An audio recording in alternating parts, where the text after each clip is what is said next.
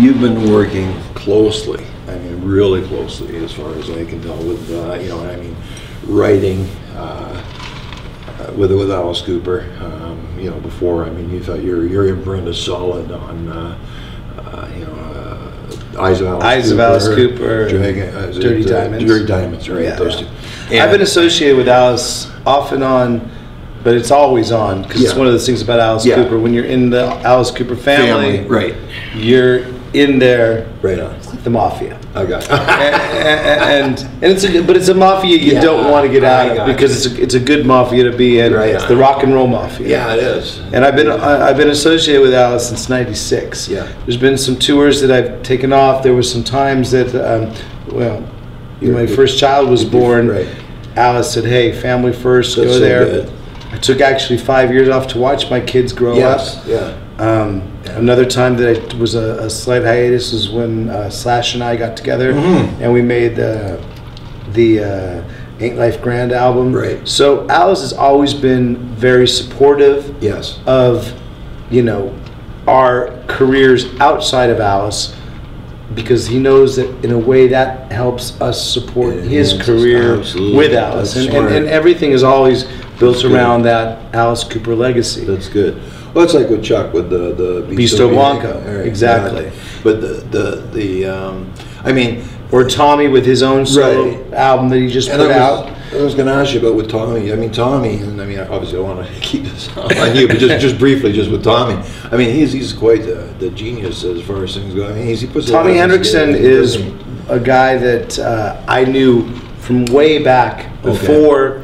You know, way before I was in Alice Cooper. Right. He was in a band, a punk rock band, playing in LA clubs, and I was playing in a band called DPM, Dad's Porno Mag, which eventually evolved to Roxie 77. Right. But we were playing the same clubs. I got you. So we knew each other back then, and even when I got into Alice Cooper, we were associated in one way or another, and he actually told me, he goes, "One day I'm going to play with you in Alice Cooper's band," and that's awesome. Here he is. And he was the one when I came back that actually helped put some good words in, and it was a good feeling to come back just a few years ago. Take me back, if you will, like with that phone call. Like, how did that transpire? Oh, when I got back in 2000, everyone fantasizes about something. I mean, even with a job, you know, I'm saying, like, what happened? I think you kind of always imagine your reality. I think that's what you try to do. Yes. You imagine where you want to be the next year, and you sort of make that your reality. And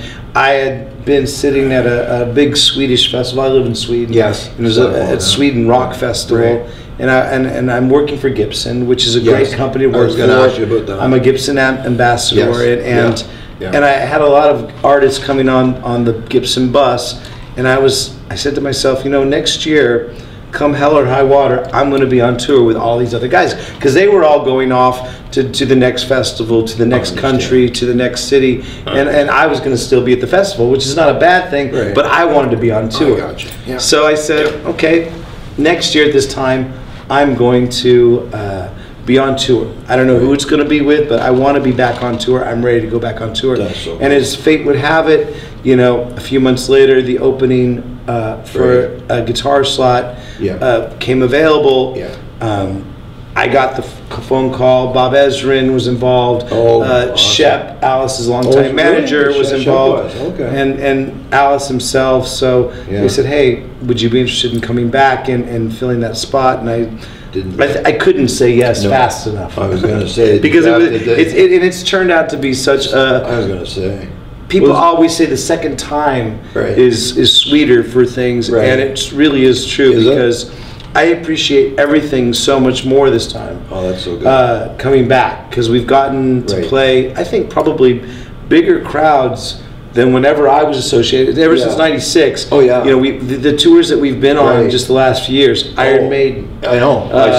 Marilyn Manson. Absolutely. Yeah. And now Motley Crue. Yeah. The audiences are over the top. Yeah. The venues are over the top. Yeah. And this band, to be honest with you, is playing over the top. Oh, that's great. So I mean, I'm so happy to see that was with the new guitarist, with Nita Strauss. Yeah, you seem to have a nice chemistry on. I mean, you've always had a good chemistry with people on stage. Well, I think that you have to get along with your bandmates. Absolutely. And if you have, I mean, sometimes it's inevitable that you're going to have that singer guitar player relationship, whether it's those classic bands that you know where heads butt. Right. But here's the thing, we all know whose name is on the marquee. We all know whose band it is. Sure. So none of us have any sort of we have no issue with knowing who the boss is.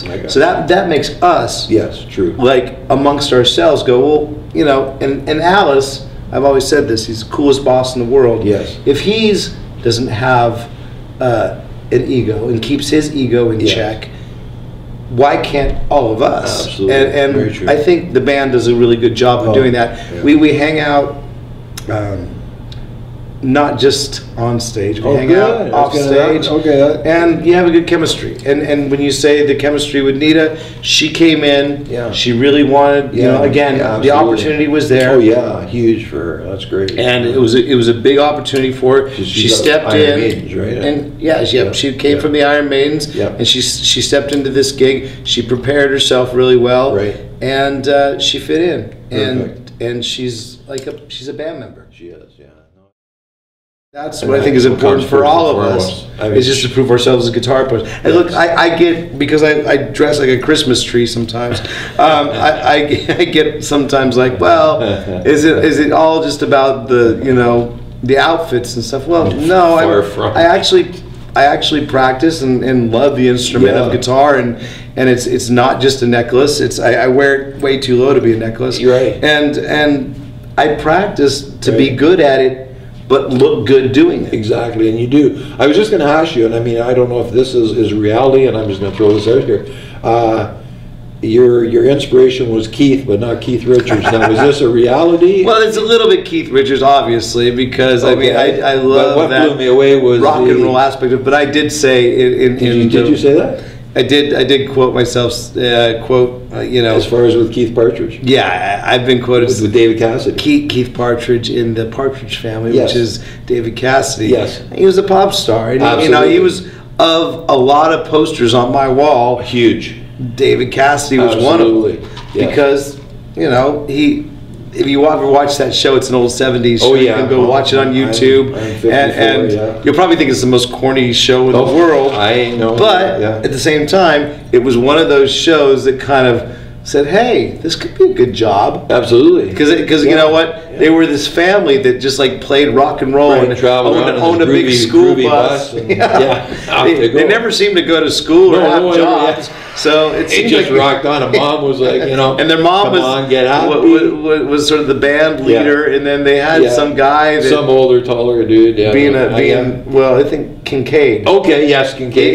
He was the manager. Correct, but it didn't seem like the kids did a whole bunch of schoolwork, and as a kid growing up, it was kind of like, well, that seems like a pretty good job to do. Why don't you get into that? So so Keith Partridge was an influence. I call it the Gibson Big Six. Yes, I think it's the 6 most iconic Gibson guitars. The designs that they have, because if one company out there made one of these designs, they'd probably be pretty famous. But this is Gibson. I know. One company making the Les Paul, which was like sort of the holy grail of rock and roll guitars. Absolutely. The SG, which the original Alice Cooper band, both their guitar players played that. Right.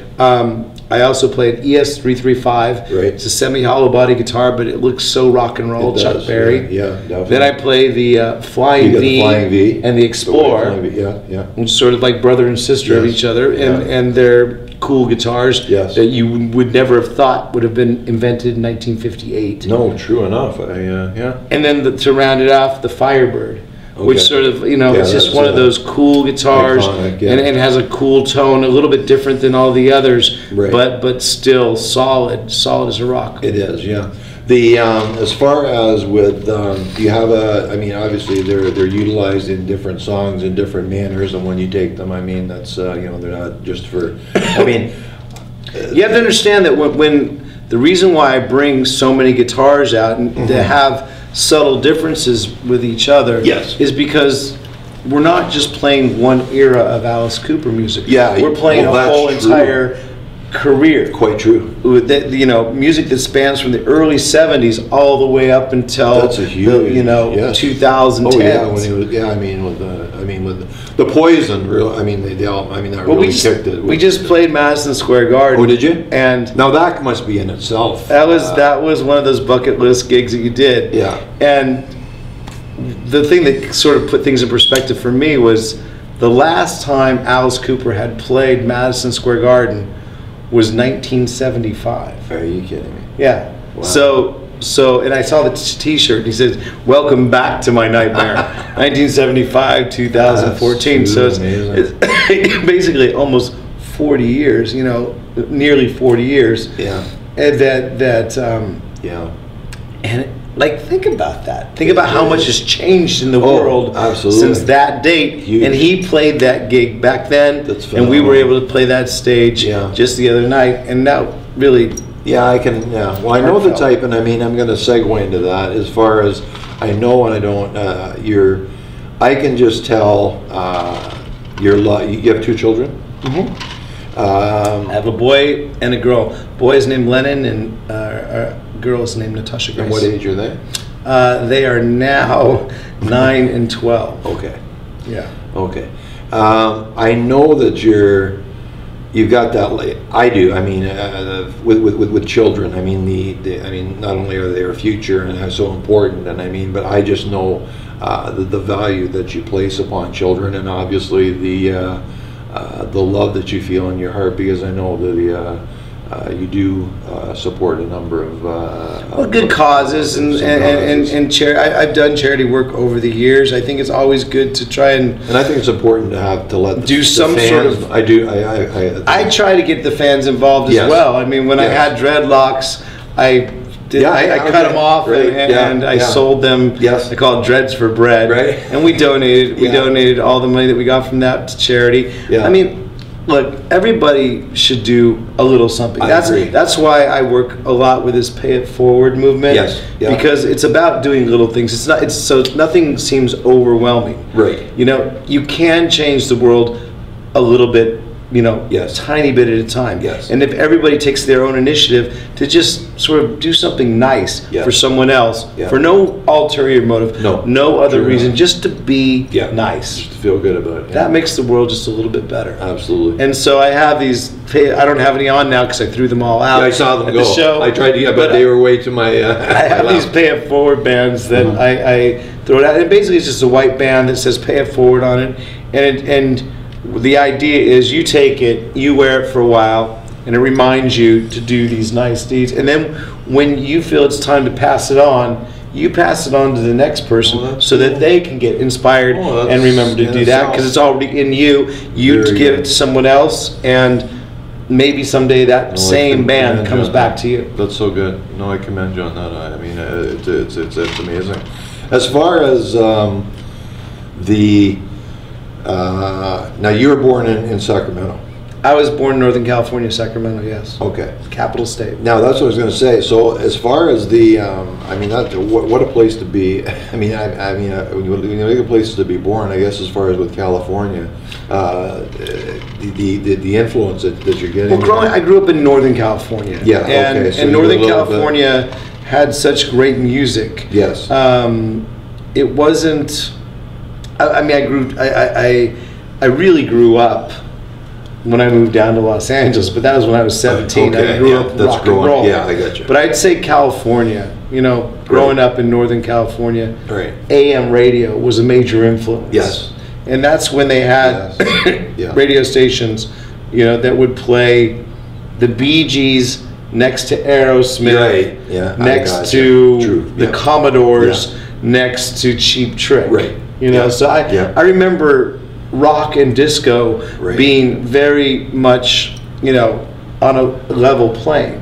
Yeah. You know, when I moved down to LA, I was a little bit older, so then I really was able to live through that LA rock experience, a movement that happened. Yeah. So bands like when I first moved down there, bands like Rat and bands like Motley Crue were taking over the scene. Yes. And then a couple years later, I was part of this scene that came up with, you know, the Guns N' Roses, the Faster Pussycats, the Jane's Addictions of the world, that really brought out a movement. I think. Now, as far as with that, I mean, I don't want to put words in your mouth, so obviously I'm just going to throw this out there, but I know that when we actually did see you play with Alice Cooper, this was at the Docks in Toronto a few years back, and I won't say how many years back, but it was a few years back,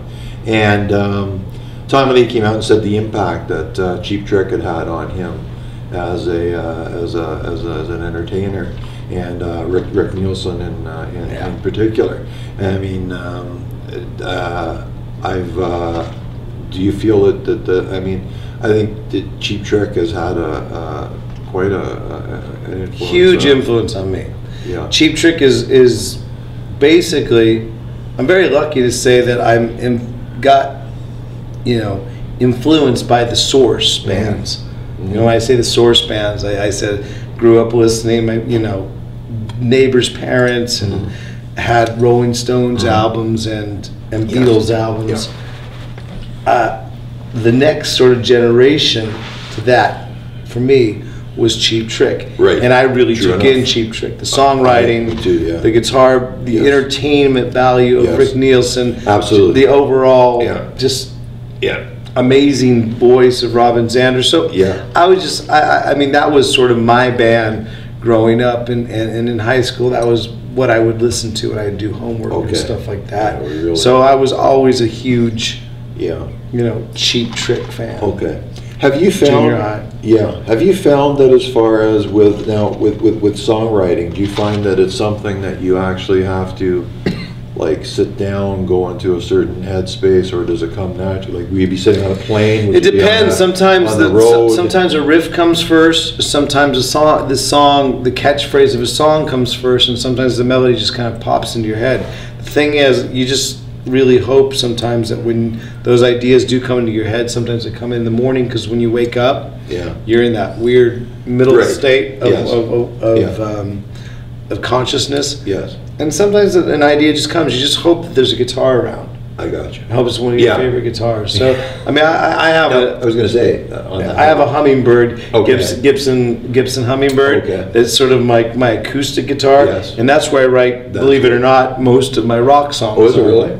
Yeah, because it's interesting. It's just always there. Yes. And so when I have an idea, I know that it's on the stand, and I can just grab it and play that idea. And go with it. Sometimes it works. Sometimes, well, that's the way that it hasn't been written yet. Yeah, no, that's phenomenal.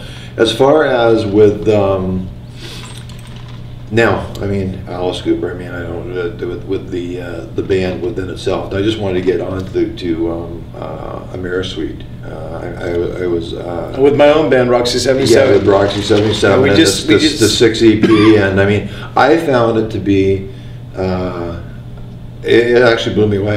The packaging in itself is, I found, I mean, so challenging, and I wonder why you even went down the kind of route that you did with taking something like that. I would think that I thought the idea was kind of good. Oh, I think it's an amazing idea. To have, you know, I've always called myself an Amerisuite. I've been living in Sweden for 10 years, and at this point, you know, I will always be more American, because that's where my roots are from. But after living in another country like Sweden, it's a great country for as long as I have. You do have some, you do pick up some traits and some qualities. And, you know, my 2 kids are definitely Ameriswedes, because one was born in America, one was born in Sweden. The thing about it is, that album, I just felt that there's 2 sides to everything. And the Ameriswede, I wanted to make the same EP sort of sound 2 different ways. One, more of a lush radio sound, and we got Tommy Henriksen from Alice Cooper Band to mix that radio sort of how do you say it? Luxury sounding, absolutely, like a little bit, you know, just sounding like it's radio friendly. And then the other side, leave it a little bit more raw, same track, same order, same everything, but just mixed in more of a Swedish indie pop way, which I'm into a lot of Swedish indie bands as well. Okay. So we had our producer John do mix that side. Okay. So we have Tommy mixing one side, Yes. John mixing the other side. Same order, same songs. Yes. Same, it's an EP. Yes. So, but at the same time, two different sounds. Absolutely. And I mean, is that something? I mean, you're. I mean, it's even within. I just felt that it's. I mean, it's almost like it's a. I mean, it must have come from deep. Obviously, it's a deeply personal. Well, I think the songs, the songs came over a period of time where I wasn't always in a good place with the relationship. Now I'm in a very good place with the relationship. Good, brother. Yeah. That's good. Well, but at the same time, you kind of hope that the songs still come too, because when you're in a bad place with your relationship, songs seem to come more often. That's the irony of life. I have to give you a cheers for that one. That's one of those things. Cheers with the orange juice. But yeah, it's the apple juice. It's an interesting thing though, but it's true enough that if you're in a dark place or you're in a position in life, or I mean, I remember it was Nikki Sixx when I had with the interview with listening with him, and was saying that how the surroundings are so important, where you actually are, and your scenario in life of what's going on, and obviously how they have such an effect upon a profound effect upon what lyrics you put forward. Well. Yeah, and that's true, and hopefully you'll be able to listen to the EP and sort of decipher where I am at certain points. Yeah. I'm not super cryptic, right?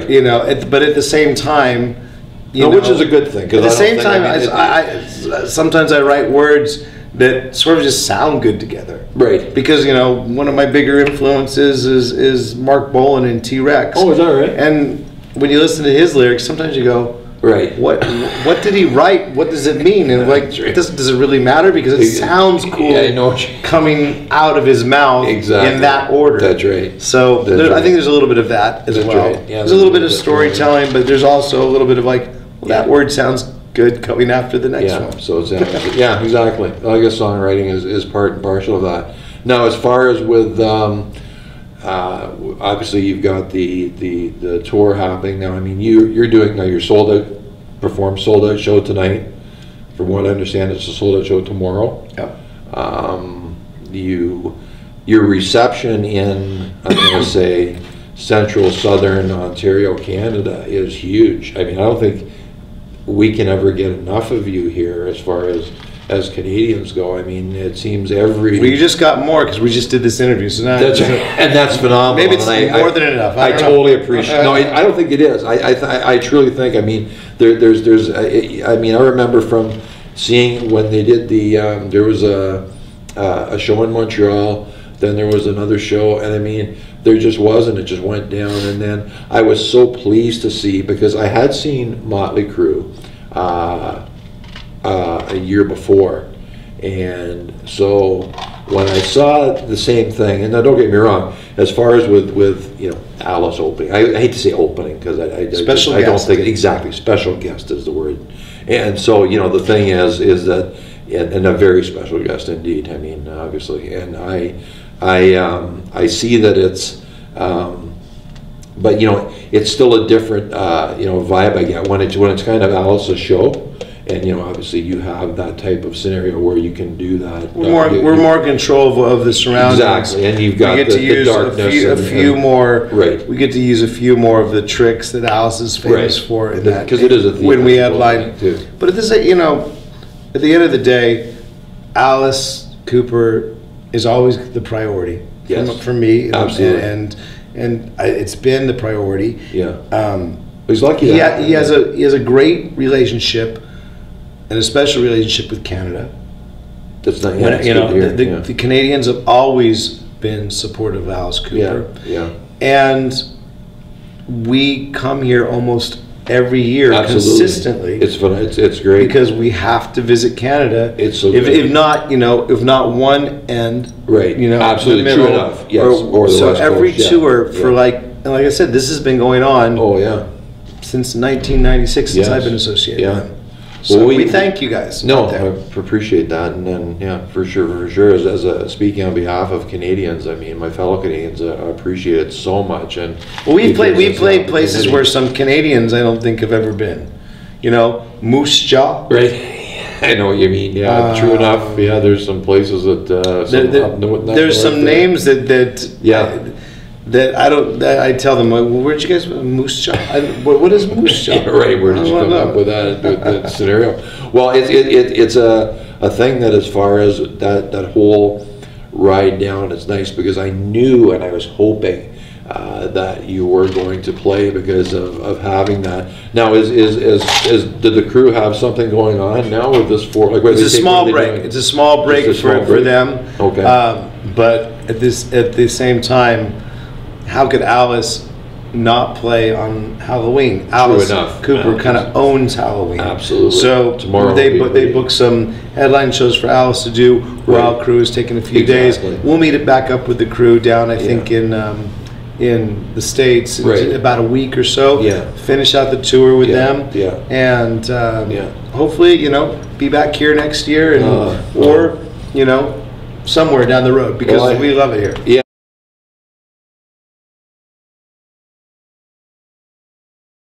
That's what I was going to say. Is that where you just you just live that, and that's the way it is just enjoy every second for what it is. Make your life a celebration, because you know what? Yeah, you don't know what. You better choose something that you love to do. True enough. Whatever it is that you end up doing in life, do something that you enjoy, that you're good at, and that will allow you to make life a celebration. Terrific. Because you know what? There's no other reason. There's no other, there's no other mantra that I can say that sums everything up more perfectly than just enjoy the ride. Absolutely. On that note, I mean, you couldn't have picked a better note to finish an interview. Well, thanks, man. I thank you so much for your time. Nice, dude. I really appreciate it. And, thank you, Canada.